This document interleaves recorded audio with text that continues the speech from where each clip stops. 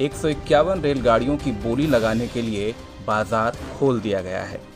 इसका सीधा सा मतलब ये है, आइए बोली लगाइए और ट्रेन खरीद लीजिए। जी हाँ, पड़ गए ना चक्कर में।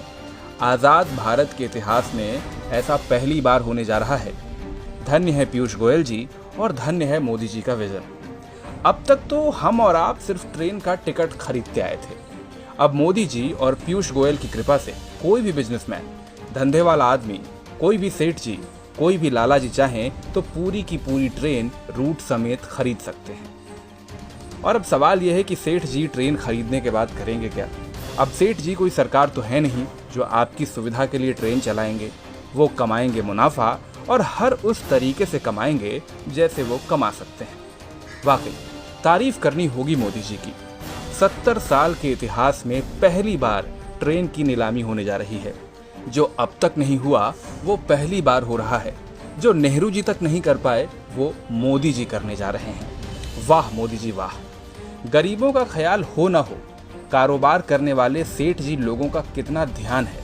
अब देशद्रोही तो इस पर भी सवाल उठा सकते हैं, लेकिन भाई इस विजन की गहराई को तो समझो कि जब ट्रेन चला के सेठ जी कमाएंगे तभी तो देश में तरक्की और खुशहाली होगी।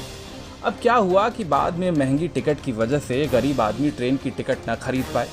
वैसे भी गरीब लोगों को ट्रेन का सफ़र कहाँ पसंद आता है। अभी हाल ही में तो सबने देखा था कि मोदी जी और गोयल जी की इतनी सारी ट्रेन चलने के बावजूद ये जिद्दी गरीब लोग पैदल ही अपने गांव जाते थे।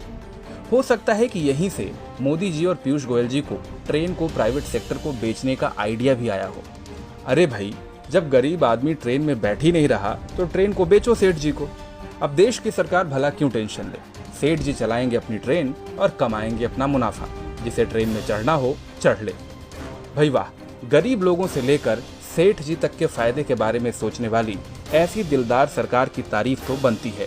और साथ ही तारीफ बनती है इनके तेज तर्रार एटीट्यूड के लिए भी। एकदम फटाफट अंदाज में 1 जुलाई को मिनिस्ट्री ऑफ रेलवे ने प्राइवेट कंपनियों से प्रपोजल भी मंगवा लिए हैं। भारत सरकार को उम्मीद है कि इससे वो प्राइवेट कंपनियों से करीब 30,000 करोड़ रुपए तक का इन्वेस्टमेंट जमा करेगी। अब जैसे ही देश के 109 रूट पर 151 ट्रेन की डील हो जाती है, फिर देखिए कैसे कायाकल्प होता है भारतीय रेल का। हो सकता है कि जल्द ही न्यूज चैनल आपको ये भी समझाना शुरू करें कि भारतीय रेल की कृपा बस यही रुकी हुई थी। हरी चटनी के साथ 151 ट्रेन की डील जैसे ही फाइनल होगी, भारतीय रेल पर कृपा एकदम से बरस पड़ेगी। खैर, हम तो पत्रकार हैं। हम तो भारतीय रेल के साल 2004 में फायदा कमाने की खबर से भी एक्साइटेड थे और अब रेल बिकने की खबर सुनकर भी उत्साहित हैं। वो कहते हैं ना, मोदी जी ने किया है तो कुछ सोच समझ के ही किया होगा। अब जाते जाते आप भी कमेंट सेक्शन में अपनी ज्ञान वर्षा जरूर करते जाइएगा।